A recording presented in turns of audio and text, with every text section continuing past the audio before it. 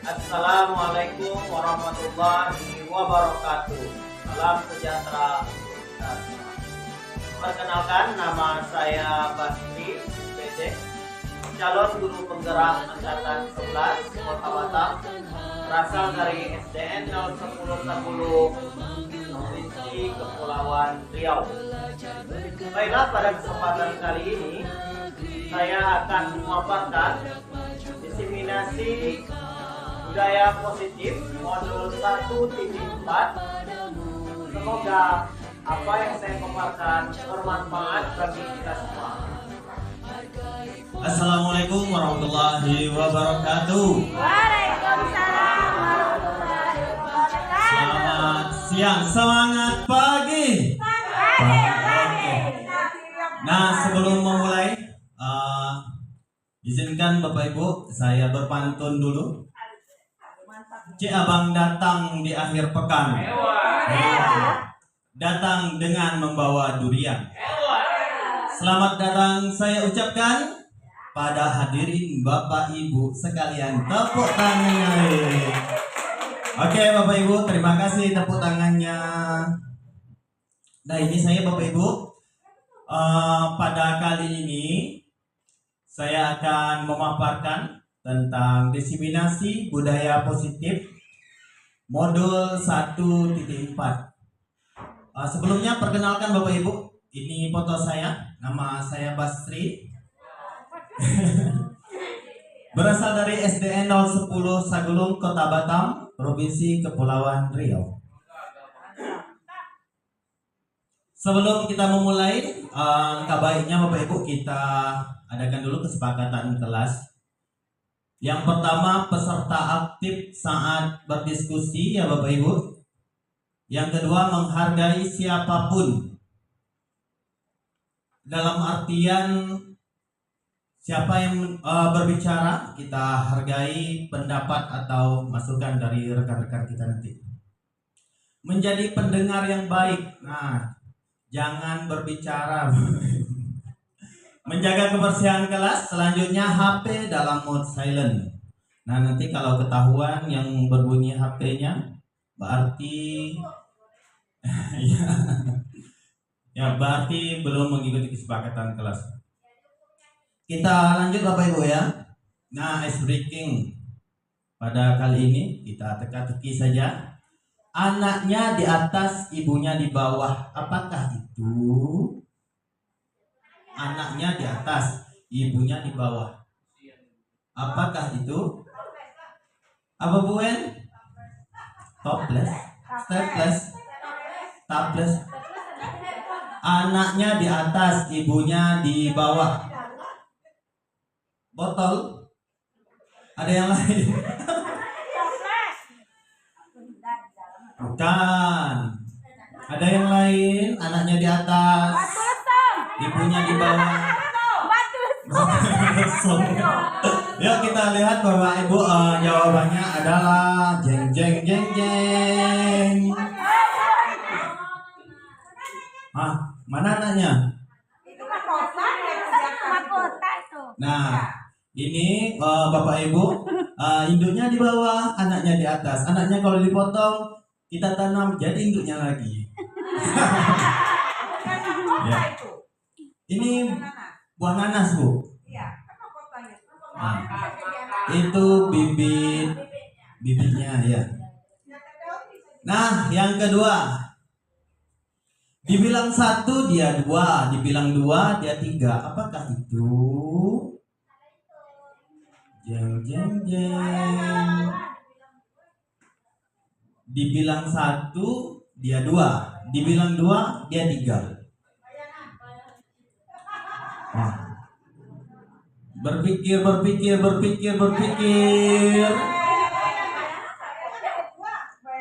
Udah? Apa Bu Ade? Bayangan Bu Dewi 3. Oh ya, kita lihat Bapak Ibu, apakah jawabannya nanti ya? Tadi ada yang jawab benar, tapi saya diam aja. Yeay, benar Bu Yus. Dibilang satu, ternyata dia dua. Kita lihat satu lagi, tiga isinya. Itulah Bapak Ibu ya, es breaking gitu. Iya kan? Masuk akal. Mau lagi Bapak Ibu? Mau. Oke, kita lanjut ke materi Bapak Ibu. Di sini ada teori kontrol dari William. Yang pertama, ilusi guru mengontrol murid. Yang kedua, ilusi bahwa semua pengetahuan positif, efektif dan bermanfaat. Kita bahas nih. Yang ketiga, ilusi bahwa kritik dalam membuat orang merasa bersalah dapat menguatkan karakter. Selanjutnya, ilusi bahwa orang dewasa memiliki hak untuk memaksa. Murid mengizinkan dirinya dikontrol. Murid menyadari dan menolak bujukan atau murid ketergantungan. Mengantarkan murid pada identitas gagal, perilaku memaksa tidak akan efektif untuk jangka waktu yang panjang. Ini teori kontrol ya Bapak Ibu. Nah, Bapak Ibu, setelah sekian lama kita menjadi seorang guru, ternyata guru yang baik itu seperti apa? Ya, ternyata seorang guru yang baik harus memiliki kemampuan menciptakan dan mewujudkan budaya positif di sekolah. Ini hendaknya ada pada diri kita sebagai seorang guru, sebagai seorang pendidik yang bisa menuntun muridnya ke arah yang lebih baik lagi, sebagaimana yang sama-sama kita harapkan untuk kedepannya menjadi generasi Indonesia yang maju, yang lebih baik, berakhlak mulia. Kita lanjut Bapak Ibu. Budaya positif ternyata dapat dijalankan dengan yang pertama, ada disiplin positif, memotivasi perilaku manusia, hukuman, penghargaan, dan restitusi. Nanti ini kita akan bahas Bapak Ibu. Selanjutnya, keyakinan sekolah atau keyakinan kelas. Jadi hendaknya kita sebelum masuk ke pembelajaran, kita sepakati dulu keyakinan kelas yang ada di kelas kita mengajar. Selanjutnya, kebutuhan dasar manusia, posisi kontrol dan restitusi. Segitiga restitusi. Nanti kita bahas satu persatu Bapak Ibu.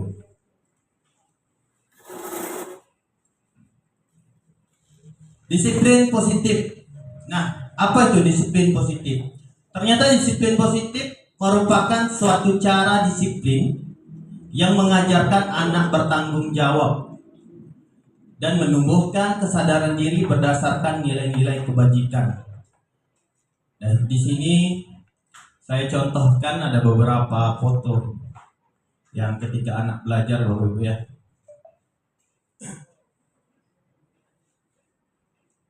Tujuan disiplin positif. Adapun tujuan dari disiplin positif adalah menanamkan motivasi kepada murid untuk menjadi orang yang mereka inginkan dan menghargai diri sendiri dengan nilai yang mereka percaya. Itu tujuan dari disiplin positif. Nah, kita lihat Bapak Ibu, pada paparan kali ini ada 3 motivasi perilaku manusia. Bisa kita lihat ada motivasi ekstrinsik, artinya motivasi yang berasal dari luar. Yang pertama, untuk menghindari ketidaknyamanan atau hukuman. Yang kedua, untuk mendapatkan imbalan atau penghargaan dari orang lain. Ini termasuk motivasi ekstrinsik yang berasal dari luar diri anak tersebut. Yang ketiga, ada motivasi intrinsik, artinya motivasi yang berasal dari dalam dirinya, yaitu untuk menjadi orang yang mereka inginkan dan menghargai diri sendiri dengan nilai yang mereka percayai. Jadi ini motivasi yang berasal dari diri manusia itu sendiri. Nah, di sini Bapak Ibu, sesuatu terkadang pernah kita lakukan, tetapi kita nggak tahu apakah kita berlakukan itu hukuman atau konsekuensi. Yang pertama, mencatat 100 kali di dalam buku kalimat.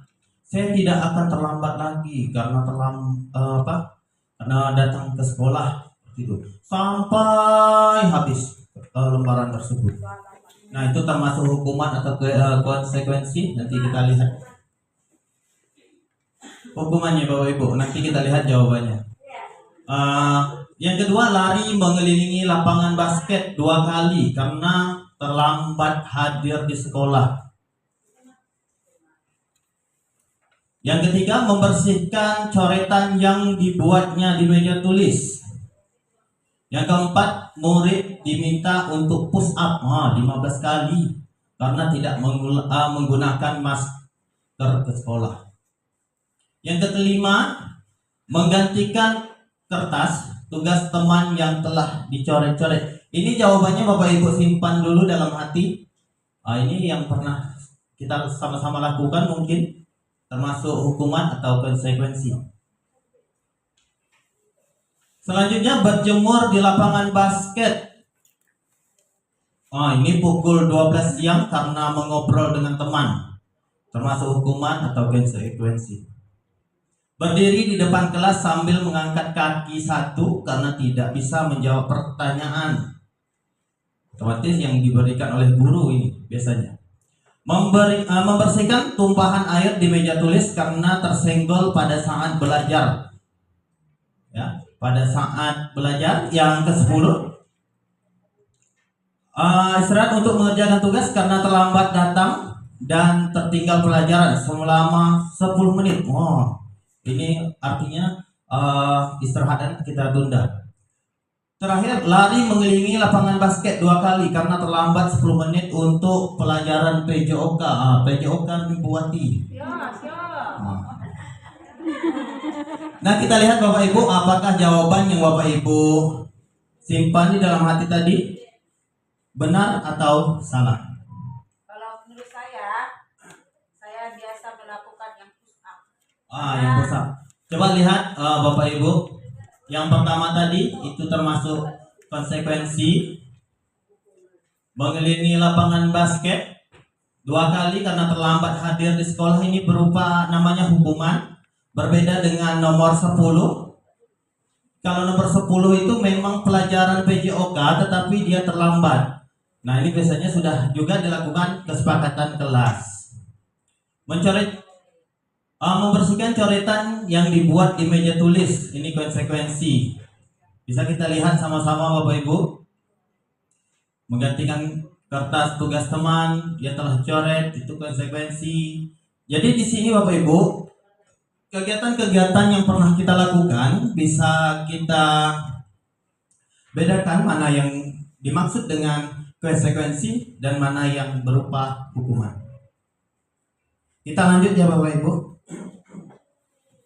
Sebelumnya terkadang kita sudah pernah melakukan tetapi kita belum tahu ini apa namanya seperti itu. Mudah-mudahan dengan paparan kali ini kita sama-sama mengetahui yang kita lakukan itu termasuk hukuman atau konsekuensi. Di sini Bapak Ibu yang harus sama-sama kita ada keyakinan sekolah atau keyakinan kelas. Pertama, guru berperan dalam mewujudkan terbentuknya keyakinan sekolah atau kelas dengan adanya kesepakatan antara guru dan murid. Jadi, kesepakatan itu tidak hanya di kelas saja, tetapi juga ada namanya kesepakatan sekolah. Ini contoh gambar yang saya tampilkan Bapak Ibu. Ini merupakan kesepakatan yang berada di kelas yang sama-sama kita sepakati antara guru dan murid. Nah, ini dia Bapak Ibu, kebutuhan dasar manusia. Ketika seorang murid melakukan suatu yang bertentangan dengan nilai-nilai kebajikan atau melanggar peraturan, hal itu sebenarnya dikarenakan mereka gagal memenuhi kebutuhan dasar mereka. Jadi setiap manusia itu ada kebutuhan yang mereka perlukan sendiri-sendiri. Ada 5 kebutuhan dasar mereka. Yang pertama, bertahan hidup. Ya, ini kebutuhan dasar yang kita sama-sama kita butuhkan. Kasih sayang dan rasa diterima. Jadi anak murid atau kita membutuhkan kasih sayang dan rasa diterima di mana tempat kita berada. Selanjutnya kebebasan. Ada lagi kesenangan, kemudian yang terakhir ada penguasaan. Masih semangat Bapak Ibu? Ada goreng loh, Pak. Semangat. Nyanyi dulu. Bapak Ibu, kita lanjut. Ada 5 posisi kontrol. Ada posisi penghukum. Nah, ini kita masuk yang mana Bapak Ibu nanti? Ada posisi rasa bersalah, ada posisi teman, posisi pemantau, kemudian posisi manajer. Nah, Bapak Ibu, kita bisa menempatkan diri kita mau posisi yang mana. Nah, mungkin kelima posisi ini pernah kita tempati. Nah, tapi sekali lagi saya katakan, mungkin pernah kita lakukan, tetapi kita nggak tahu itu namanya apa. Kita lanjut Bapak Ibu. Nah, ini dia. Ada pemberi hukuman. Kata gurunya atau atasannya, patuhi aturan saya atau awas. Nah, kamu selalu saja salah. Selalu, pasti selalu yang terakhir selesai. Nah, ini kita pernah ada tidak, Bapak Ibu? Penghukum, ini dia, Bapak Ibu. Ini posisi penghukum ini, nada suara tinggi, bahasa tubuh, mata melotot, macam nak dimakan dan jari menunjuk-nunjuk. Ini posisi penghukum nih Bapak Ibu. Hasil kemungkinan murid marah dan mendendam atau bersifat agresif. Mungkin ini pernah terjadi pada diri kita Bapak Ibu. Sampai sekarang kita masih ingat guru kita mungkin berada di posisi penghukum seperti ini. Oh, dendam, alhamdulillah. Ya Bapak Ibu, kita lanjut. Ini dia. Pemberi rasa bersalah. Siapakah itu? Ibu sangat kecewa sekali dengan kamu. Berapa kali Bapak harus memberitahu kamu ya? Gimana coba? Kalau orang tua kamu tahu, kamu berbuat begini, Pembuat merasa bersalah, nada suara memelas, halus, sedih, bahasa tubuh merapat pada anak. Kemudian anak lesu ini. Nah, murid akan merasa bersalah telah mengecewakan ibu atau bapak gurunya. Murid akan merasa menjadi orang yang gagal. Ya Bapak Ibu, tidak sanggup membahagiakan orang lain. Coba lihatlah, wah gambarnya sedih macam gitu. Selanjutnya Bapak Ibu, ini dia. Apakah posisi kita di sini? Adi, ayolah bagaimana sih kamu? Kemarin kamu sudah janji ke Bapak bukan? Karena terlambat lagi. Sambil tertawanya. Ya sudah, tidak apa-apa, duduk dulu sana, nanti Pak Guru bantu. Kamu ini sambil senyum-senyum. Nah, ini posisi teman Bapak Ibu. Kita di posisi mana? Nah, teman ini nada suaranya ramah, akrab dan bercanda. Bahasa tubuh merapat pada murid. mata dan senyum jenaka. Apakah kita berada di posisi ini atau posisi penghukum tadi? Kadang-kadang. Kita lanjut ya Bapak Ibu. Ini pemantau. Ya. Ini guru berbicara, "Adi, tahukah kamu jam berapa kita mulai?" "Adi, tahu Pak. Kamu terlambat 15 menit. Apakah kamu sudah mengerti konsekuensi yang harus dilakukan jika terlambat?" Ini kata guru. "Paham Pak, saya harus tinggal kelas pada jam istirahat nanti dan mengerjakan tugas ketertinggalan saya." "Ya benar, nanti pada saat jam istirahat kamu harus tinggal di kelas untuk menyelesaikan tugas yang tertinggal." Tadi saya tunggu, ini kata guru, saya tunggu. Ini posisinya posisi pemantau. Nada suaranya datar, bahasa tubuh yang formal. Hasilnya murid memahami konsekuensi yang harus dijalankan karena telah melanggar salah satu peraturan sekolah. Guru tidak menunjukkan suatu emosi yang berlebihan, menjadi marah atau membuat merasa berbuat salah. Di sini Bapak Ibu, dari posisi-posisi yang saya tampilkan, nanti kita tahu posisi kita berada di mana. Atau kelima-lima posisi nanti pernah kita rasakan. Kita lanjut ya Bapak Ibu. Nah, ini dia. Posisi manajer. Apakah kita berada di posisi ini? Manajer ini nada suaranya tulus, bahasa tubuh tidak kaku, mendekat kepada murid. Hasilnya kemungkinan murid marah dan mendendam atau bersifat agresif. Bisa jadi sesudah kembali duduk, murid tersebut akan mencoret-coret bukunya atau meja tulisnya. Lebih buruk lagi, sepulang sekolah murid melihat motor atau mobil Bapak Ibu dan akan menggores kendaraan tersebut dengan paku. Nah, ini pernah nggak kita rasakan? Ntar dulu, Pak Basri bertanya boleh ya? Iya Pak. Ini posisi guru sebagai manajer. Iya Pak. Ya, manajer itu dalam guru itu nadanya suaranya tulus. Tulus Pak. Oke, bahasa tubuh tidak kaku. Iya. Mendekat ke murid. Iya. Berarti kan normal ya? Normal Pak. Tapi kenapa kok hasilnya itu kemungkinan tuh murid bisa marah? Nah, disinilah Bapak Ibu, kita sebagai manajer, kita harus mendidik anak tersebut dengan tulus ikhlas. Artinya, jika kita mendidik dan tulus ikhlas, murid tersebut lama-kelamaan akan menuruti apa yang akan kita ajarkan. Tetapi kalau nggak tulus, nah itu tadi. Awalnya mungkin seperti itu, dendam kepada kita, membiasakan sesuatu yang baru itu agak sulit untuk diri murid. Ini posisi manajer Pak. Nah, kira-kira Bapak Ibu di posisi mana yang kita tempati? Ada, Pak, saya flashback lagi.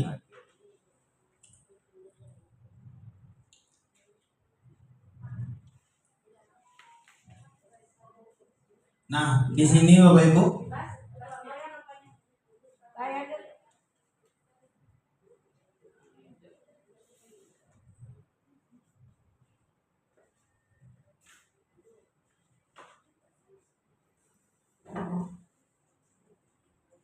Abang datang dengan modern.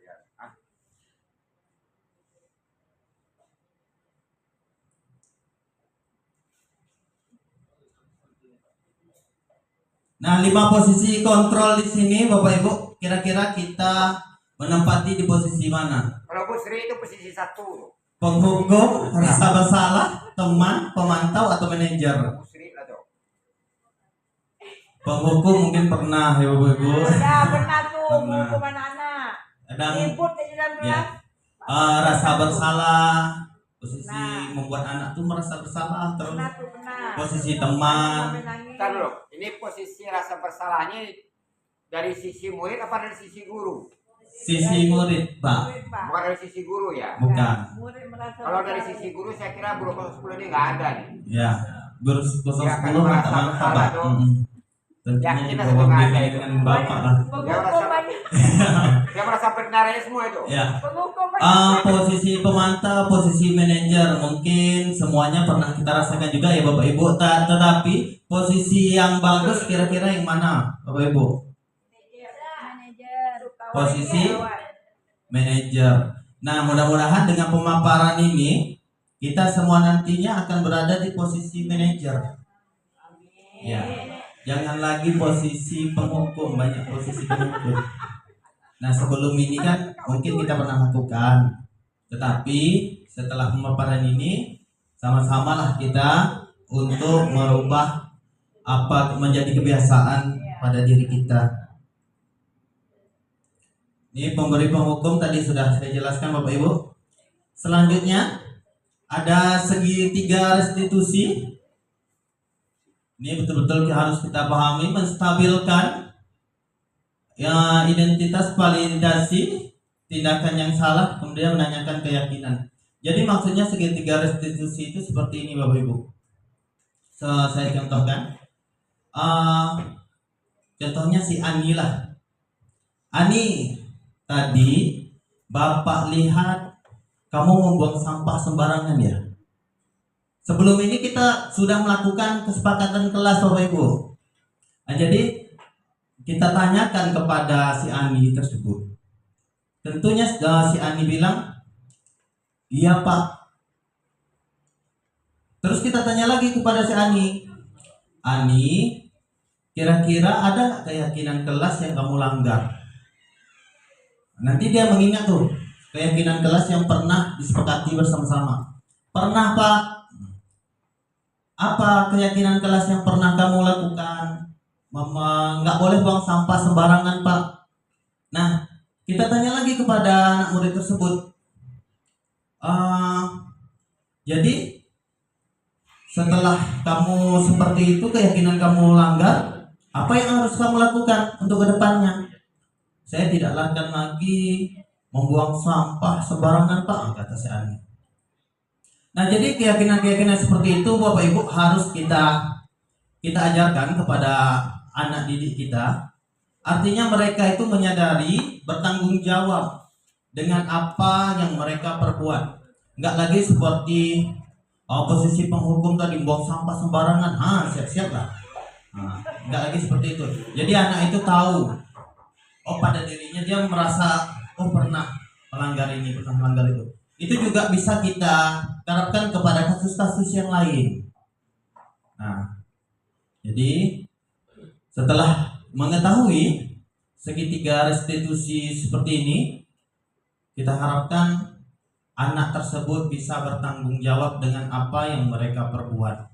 Tadi sudah saya jelaskan tentang posisi kontrol, posisi menghukum. Nah, itu diharapkan janganlah kita lakukan lagi.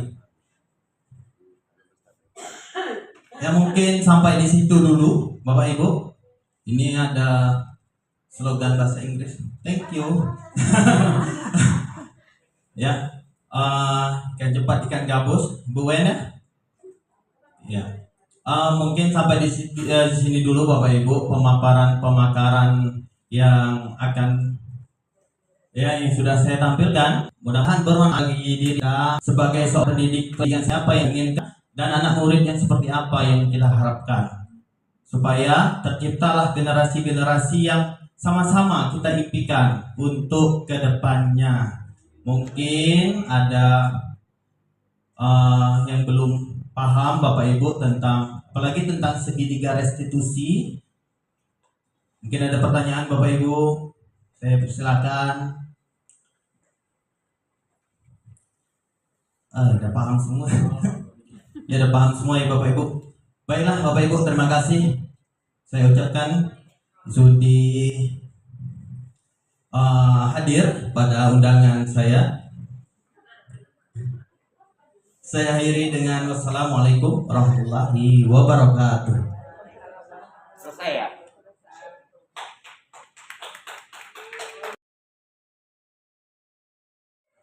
Demikianlah paparan diseminasi budaya positif Semoga apa yang saya sampaikan tadi bermanfaat bagi kita semua. Hal baru yang kita dapatkan bisa kita aplikasikan dalam mendidik siswa-siswi generasi bangsa supaya menjadi generasi yang lebih baik lagi. Cukup sampai di sini. Saya akhiri dengan wassalamualaikum warahmatullahi wabarakatuh.